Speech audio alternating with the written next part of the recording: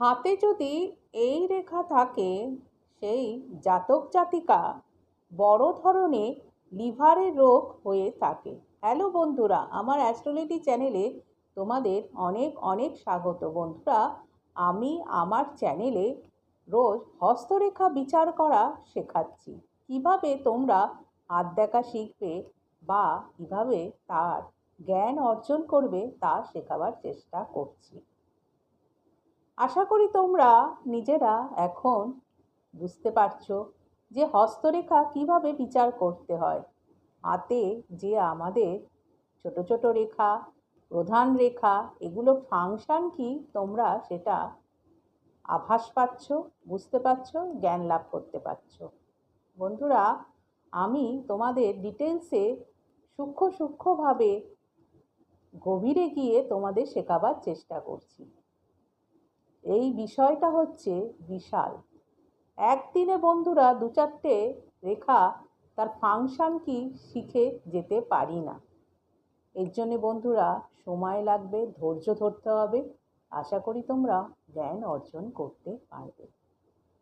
আর বন্ধুরা, আমি আমার চ্যানেলে কিছু শর্টস দিচ্ছি, যেমন হস্তরেখার উপর।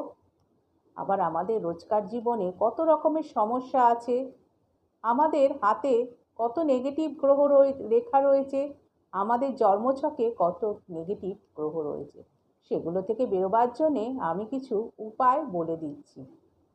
সেগুলো যদি তোমরা করো, তোমাদের রোজকার জীবনে অনেক সমস্যা কেটে যাবে।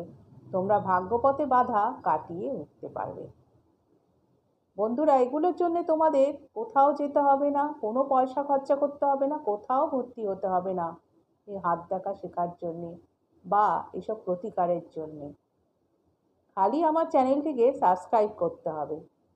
সাবস্ক্রাইব করলেই তোমরা এইসব জিনিস, নতুন নতুন জিনিস শিখতে পারবে, জানতে পারবে, দেখতে পারবে, বুঝতে পারবে।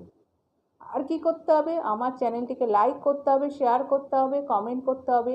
উপরে যে বেল আইকনটি আছে সেটাই প্রেস করতে হবে বন্ধুরা, যাতে নোটিফিকেশান তোমাদের কাছে পৌঁছে যায় আমার নতুন নতুন ভিডিওগুলো এসে গেছে।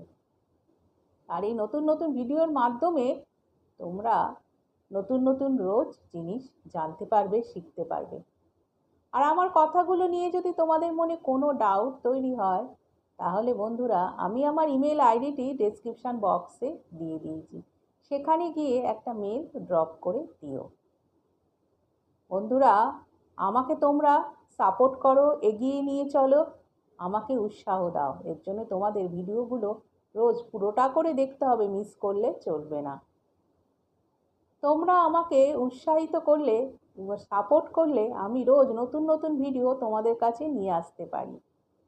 তার জন্য বন্ধুরা আমি আবারও বলছি, আমার চ্যানেলটিকে সাবস্ক্রাইব করো, লাইক করো, শেয়ার করো, কমেন্ট করো, আর উপরে যে বেল আইকনটি আছে সেটাই প্রেস করো।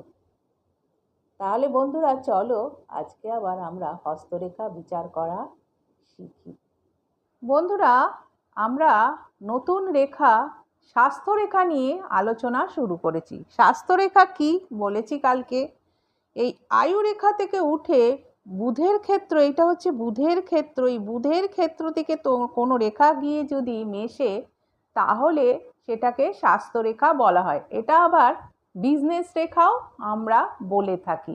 বন্ধুরা, এই স্বাস্থ্যরেখা থেকে আমরা কি জানতে পারি? স্বাস্থ্যরেখা থেকে জানতে পারি আমাদের শরীর কেমন থাকবে, আমাদের জীবনে কোনো বড় রোগ হবে নাকি, বা আমাদের শরীর কতটা সুস্থ থাকবে। শরীর হচ্ছে বন্ধুরা আমাদের একটা মন্দির।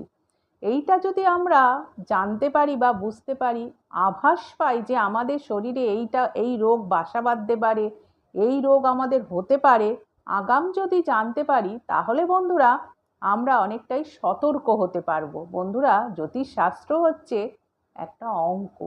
এটা যদি ঠিকঠাক মেলে, তাহলে আমরা জীবনে অনেক বিপদ থেকে বেরিয়ে আসতে পারি। হয়তো আমাদের বিপদ হলো সেটা খুব সামান্য।